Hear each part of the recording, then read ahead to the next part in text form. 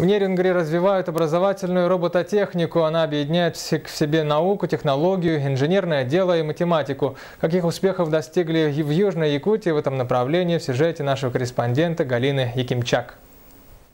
Проектно-исследовательская деятельность – одно из приоритетных направлений информационно-технологического лицея номер 24. В июне 2015 года этому образовательному учреждению был присвоен статус федеральной экспериментальной площадки Федерального государственного автономного учреждения Федерального института развития образования. Кроме того, лицей стал участником проекта «Сетевая лаборатория Роботолаб», лаборатории интеллектуальных технологий «Линтех». В лицее создан ресурсный центр робототехники, в котором занимаются дети в области робототехники, научно-технического творчества.